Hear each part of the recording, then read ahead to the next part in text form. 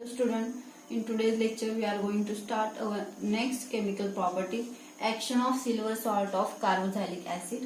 बघा तर लास्ट लेक्चरला आपण ऍक्शन ऑफ सोडियम और पोटॅशियम अल्कॉक्साइड ची रिएक्शन पाहिली इथर फॉर्मेशन साठी.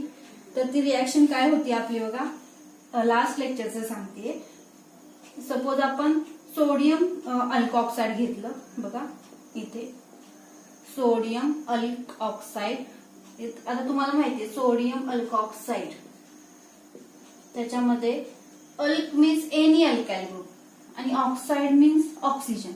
सो ह्याला काय म्हटलेलं आपण sodium alkoxide is treated with alkyl halide to prepare. बघा इथे NaX बाहेर पडला आणि काय तयार झाला आपला इथर फॉर्म झाला ROR. दिस इज दी इथर प्लस NaX. ओके तर आपण जे रिएक्शन बघितली ऍक्शन ऑफ पोटॅशियम और सिल्वर अल्कऑक्साइड पोटॅशियम और सोडियम अल्कऑक्साइडची. तर इथे आपण काय घेऊ शकतो पोटॅशियम अल्कऑक्साइड घेऊ शकतो is treated with alkyl halide.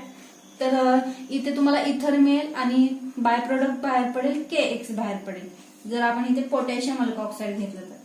बघा this is the best method for the preparation of simple और मिक्स इथर. जर तुम्हाला सिंपल और मिक्स इथर फॉर्म करायचं असेल तर तुम्ही ही मेथड वापरू शकता ऍक्शन ऑफ सोडियम और पोटॅशियम अल्कऑक्साइड. तर इथे बघा तुम्हाला माहितीये सिंपल इथर मीन्स ऑक्सिजनच्या दोन्ही साइडला सेम अल्काइल ग्रुप असतील आणि जर मिक्स इथर म्हणलं तर ऑक्सिजनच्या दोन्ही साइडला डिफरंट अल्काइल ग्रुप असतील. ओके तर ते कालच्या लेक्चरमध्ये बघितलं आपण. त्यानंतर आपण नेक्स्ट जी मेथड पाहिली action of dry silver oxide. त्याच्यामध्ये काय पाहिलं आपण alkyl halide is treated with dry silver oxide. बघा इथे आपण अजून एक अल्काइल हलाइड घेतलेला आणि काय मिळालं तुम्हाला बघा हे जे दोन हॅलोजन ऍटम्स आहेत ते सिल्वर बरोबर जातील आणि 2AgX बाहेर पडेल आणि काय मिळेल तुम्हाला ROR म्हणजे इथर मिळेल. ओके काय मिळेल इथर. तर जी मेथड होती आपली तर तुम्हाला माहिती ऍक्शन ऑफ सोडियम और पोटॅशियम अल्कऑक्साइडला तुम्ही विल्यमसन सिंथेसिस रिएक्शन म्हणणार. ओके आणि ती तुम्हाला सिंपल और मिक्स इथर फॉर्मेशन साठी बेस्ट मेथड आहे. पण action of dry silver oxide मध्ये तुम्ही फक्त सिंपल इथर फॉर्म करू शकता. ओके जर तुम्ही अल्काइल हलाइड इथे एक्सेस अमाऊंट मध्ये घेतलं आणि जर सिल्वर ऑक्साइड बरोबर जर रिएक्ट केलं तर तुम्हाला सिंपल इथर मिळेल. ओके पण जर मिक्स इथर बनवायचं असेल तर ही सुटेबल मेथड नाहीये मिक्स इथर बनवण्यासाठी. तर तुम्ही ते आधीची जी मेथड पाहिली तर त्याच्यामध्ये तुम्ही मिक्स इथर बनवू शकता. ओके त्यानंतर आपण जी रिएक्शन पाहिली बघा ऍक्शन ऑफ अल्कोहोलिक केसीएन. बघा काय रिएक्शन होती आपली alkyl halide is treated with alcoholic KCN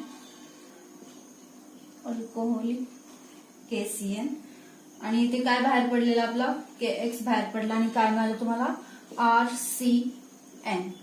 okay alkyl cyanide मिळालं तुम्हाला अल्काइल सायनाइड प्लस KX.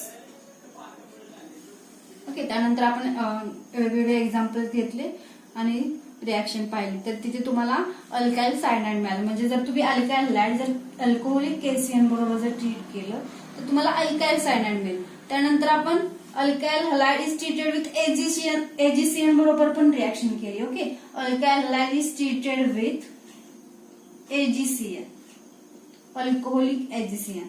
तर काय मिळालं तुम्हाला बघा AgX बाहेर पडला. तर इथे आपल्याला अल्काइल सायनाइड मिळाला का तर नाही तर काय मिळालं आपल्याला अल्काइल आयसोसायनाइड मिळाला. म्हणजे कसं बघा सपोज R म्हणजे हा जो इथे या मेथडमध्ये जो C आहे तो डायरेक्टली अल्काइल ग्रुपला अटॅच झालेला आहे.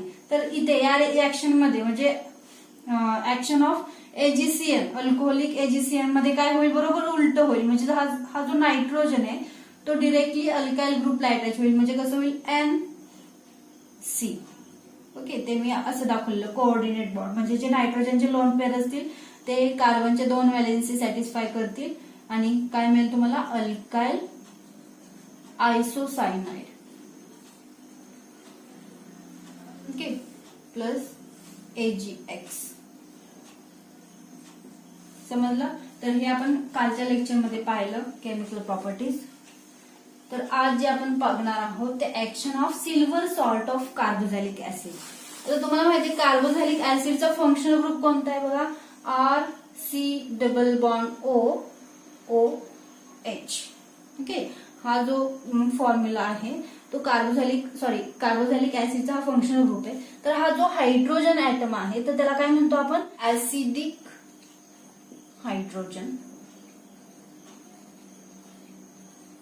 ओके, आता जर मला जर potassium salt of carboxylic acid किंवा sodium salt of carboxylic acid जर तयार करायचं असेल तर मी काय करते, हा जो हायड्रोजन आहे त्याच्या जागी मी सोडियम घेणार किंवा पोटॅशियम घेणार. म्हणजे कसं येणार बघा, RC double bond ONA.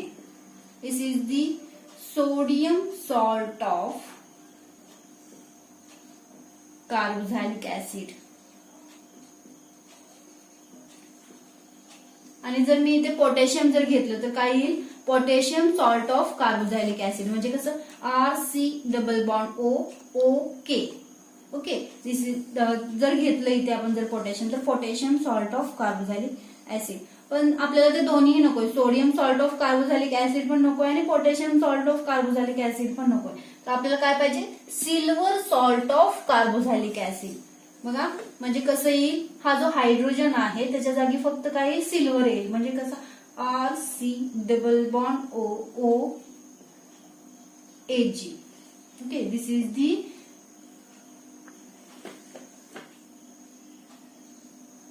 Silver salt of carboxylic acid. Okay, तर आपण silver salt of carboxylic acid is treated with alkyl reaction बघणार आहोत आणि तुम्हाला काय मिळेल, ईस्टर मिळेल. आता आपण रिएक्शन बघूया. बघा, silver salt of carboxylic acid OAG is treated with alkyl halide. On करायचं आणि इथे बघा AgX बाहेर पडेल आणि तुम्हाला काय मिळेल, RC double bond RC double bond OR plus AgX. काय मिळालं तुम्हाला इथे, Easter. This is the Easter. Okay, तर लास्ट केमिकल प्रॉपर्टीज मध्ये आपण इथर फॉर्म केलेलं आणि आता आपण काय करतोय, ईस्टर फॉर्म करतोय. आता बघा, आता जे आपल्याला पुढे चॅप्टर आहेत, अल्कोहोल असू देत किंवा ईस्टर किंवा इथर असू देत, तर ह्या ज्या केमिकल प्रॉपर्टीज आहेत तर त्याच्यामध्ये त्या काय येतील, प्रिपरेशन मेथड येतील ईस्टरच्या किंवा इथरच्या किंवा अल्कोहोलच्या. समजतंय का? आता बघा आपण एखादं एक्झाम्पल घेऊया याच्यामध्ये. Suppose CH3 C double bond OAG. This is the silver salt of acetic acid. आता हा जो फॉर्म्युला आहे CH3 C double bond OH, हे जे आहे ते ऍसिटिक ऍसिड आहे, माहिती तुम्हाला. तर काय म्हणणार तुम्ही, silver salt of acetic acid. म्हणजे काय म्हणणार तुम्ही त्याला, silver acetate. Silver acetate is react with alkyl halide. Okay, इथे घेऊया आपण मिथाइल आयोडाइड घेऊया. मिथाइल आयोडाइड काय मिळेल तुम्हाला बघा,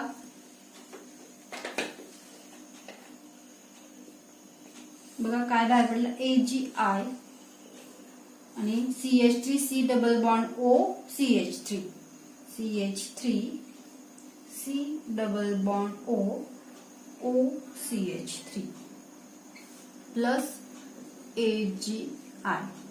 आता याला नाव कसं देणार आपण बघा, बघा काय येईल. आता इथे बघा हे जे आहे ते सिल्वर ऍसिटेट आहे आणि दिस इज दी मिथाइल आयोडाइड.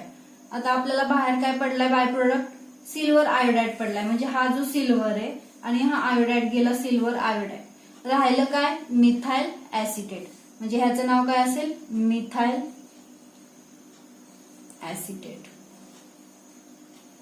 आता इथे मी काय तुम्हाला आयुपॅक सिस्टीमचे रूल वगैरे काय सांगत बसत नाही नॉमेनक्लेचरचे, ते आपण त्या चॅप्टर मध्ये बघणारच आहोत. ईस्टर, इथर किंवा अल्कोहोलच्या नॉमेनक्लेचर. आता हे मी जी सांगितलेली आहे ती सोपी मेथड आहे लक्षात ठेवण्यासाठी.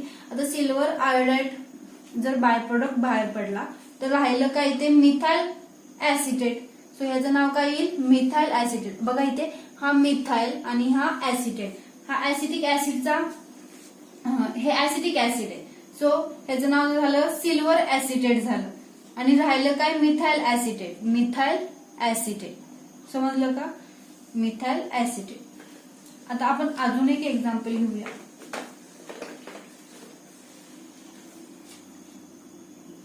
HC double bond OAG is treated with ethyl chloride CH2CH3. हे काय झालं बघा आता सिल्वर फॉर्मॅट. सिल्वर फॉर्मॅट तुम्हाला माहितीये का. आता बघा HC डबल बॉन्ड OH हे जे आहे ते फॉर्मिक ऍसिड आहे. तर हे झालं silver salt of formic acid. तर ह्याचं नाव काय झालं silver formate is react with ethyl chloride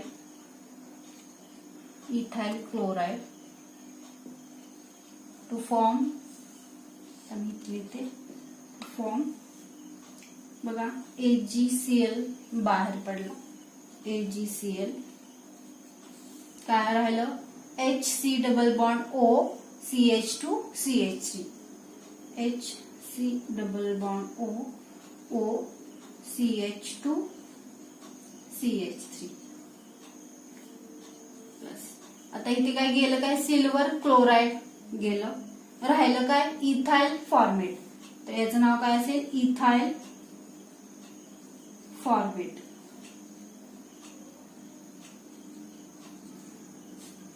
आपण अजून एक एक्झाम्पल घेऊया. आता जर इथे तुम्ही जर मिथाइल आयोडाइड किंवा मिथाइल क्लोराइड जर घेतलं आणि इथे काय घेतलं तर जे तुम्ही इथे नाव देणार आहेत प्रोडक्ट मध्ये तर डिपेंड कशावर असेल. जो तुम्ही सिल्वर सॉल्ट ऑफ कार्बोझायलिक ऍसिड घ्याल आणि जो अल्काइल हॅलाइड घ्याल त्याच्यावर डिपेंड असेल तुम्ही प्रोडक्टला नाव काय देणार. तर सोपी मेथड मी तुम्हाला सांगितलेली आहे. सपोज सिल्वर क्लोराइड इथे बाय प्रोडक्ट बाहेर पडला तर राहिलं काय इथाइल फॉर्मेट. तर ह्याचं नाव काय असेल ethyl format.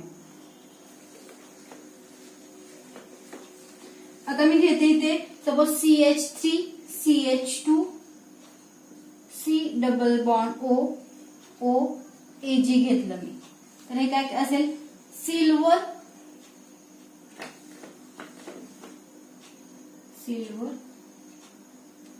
प्रोपिओनेट. Okay react with alkyl घेऊया आपण मिथाइल क्लोराइड घेतला. Methyl chloride to form. आता बघा AgCl बाहेर पडला. AgCl तर काय राहिलं CH3 CH2 C double bond O CH3 CH2 C double bond O CH3. आता बघा सिल्वर क्लोराइड बाहेर पडला. राहिलं काय मिथाइल प्रोपिओनेट.